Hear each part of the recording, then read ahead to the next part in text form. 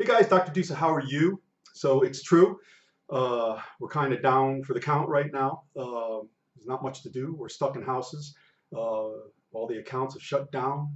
It's funny, you lose structure, which is what everyone needs. You lose focus, you lose direction, and you start maybe having this great vacuousness in your head, and you start asking, well, what's it all about? Well, you can't do that because it's going to keep you down. It's going to make you cast aspersions at everything that you once thought was good. And you see people do that. All they do is talk about negative, negative, negative stuff. And look, I don't know, when you do that all the time, I don't know how you get out of bed. So listen, there's two things. There's positivity and there's optimism.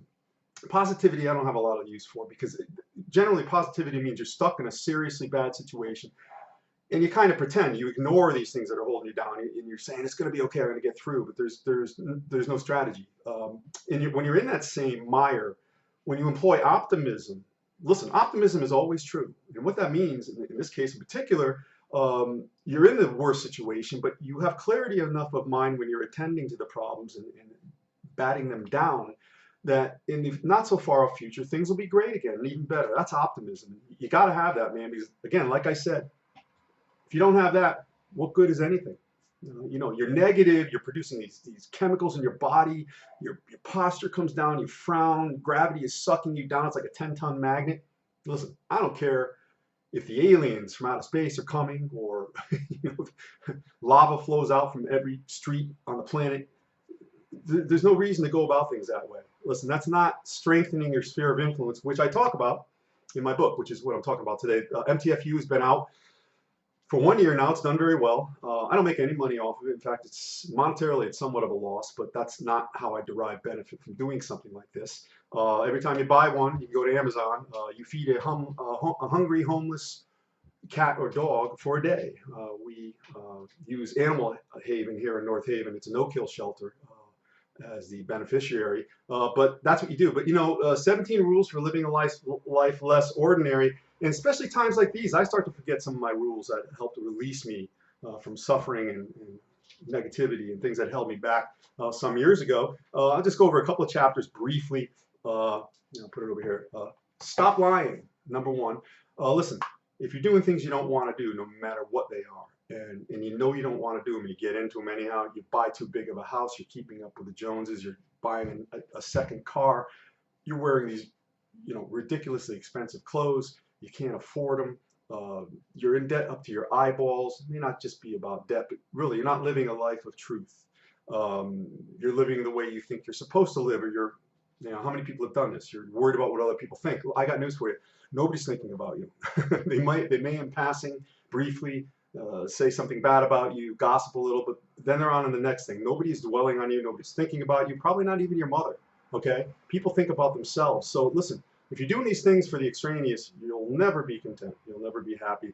I probably did some of that over time. But once you release those shackles, the structures that are shackles, and they hold you down, listen, anybody who's superficial around you, when you start living this way, and you don't have to tell anybody anything, you don't have to say anything to anyone, you'll start emitting this aura that tells the superficial ones to stay away, and they'll fall away. So many may fall away. Your life may be so fraudulent that you'll have no one around you. But I will tell you this, you will not be lonely, you'll just be alone, and that's a good thing. Second one, you or your number one job. When I was in practice, I used to tell female patients all the time who were overcome with the pressure of raising their kids, and they're working, and they had to maintain the house and all this and that. And I would tell them, I go, look, you got to put yourself first. They go, what do you mean? You got to be selfish. Oh, Dr. Dusa, you're not about that. How could you say that? I go, well, I'm all about that. And then I ask them, can I touch you? And they say, yeah, because you got to ask, because if you don't, it's battery. People are nuts. And then I touch them, and I discover that they are a carbon-based organic life form, meaning they're alive. And I says, ma'am, you're alive. They go, yeah. That means you had to feed yourself this morning. Yeah. I go, well, that means you're putting yourself first.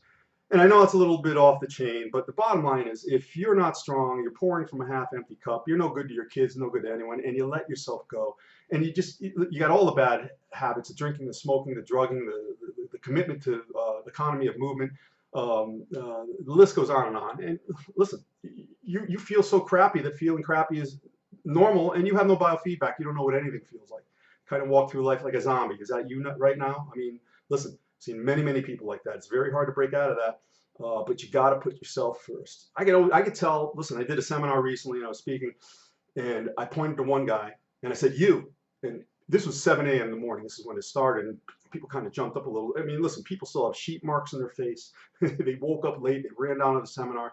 You know, people are chugging coffee, very bad posture. Some people's heads are down, and maybe that's because they were expecting me to be boring. Listen, there's a lot of things I do, but sucking and being boring are not two of them. There's a lot of other ones you can choose from. But I pointed to one guy. I go, "You." He kind of nodded. I go, "Yeah, you work out. You eat well. You drink a lot of water." He said, "Yeah, I can tell just by looking at a person how they carry themselves, their posture, their alertness, even, you know, how clean and how well-fitting their clothing is." And then you can see people who are just totally disheveled and they're barely holding it together. And listen, you'll always hear excuses and reasons. Reasons are not solutions. So you got to put yourself first. That's another one. And finally, because there's a bunch of chapters here, believe me, I could just keep talking. Lifting others. When's the last time you just gave somebody a compliment? Just out of the blue. Listen, people don't do that, especially if you want to talk about the world of bodybuilding. The most non-participatory, work together, compliment each other, lift each other endeavor that there is.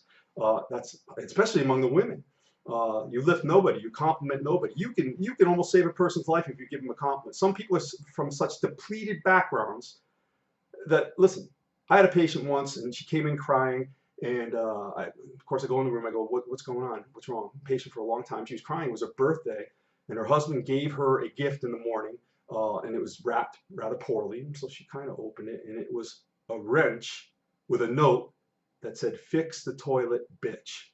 That was her birthday.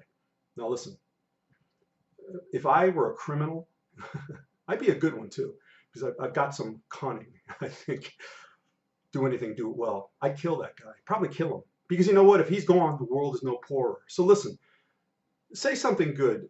You know, it's all about strengthening your sphere of influence. If you're around good people who are reassured and what they're doing is right and good and on the right path, it's only going to help you. You're developing fertile ground.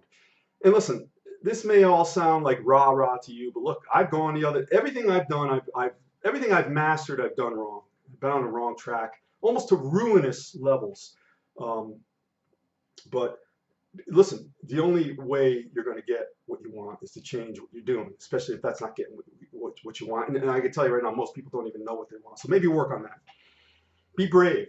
Tell people, because most people are embarrassed to talk about what they really want. And I'll just leave you off on this. You know, when the hair grows out, the gray comes out. I didn't even know I was this gray. And my hairdresser, who I haven't seen, she did tell me when the sides grow out, you see the gray.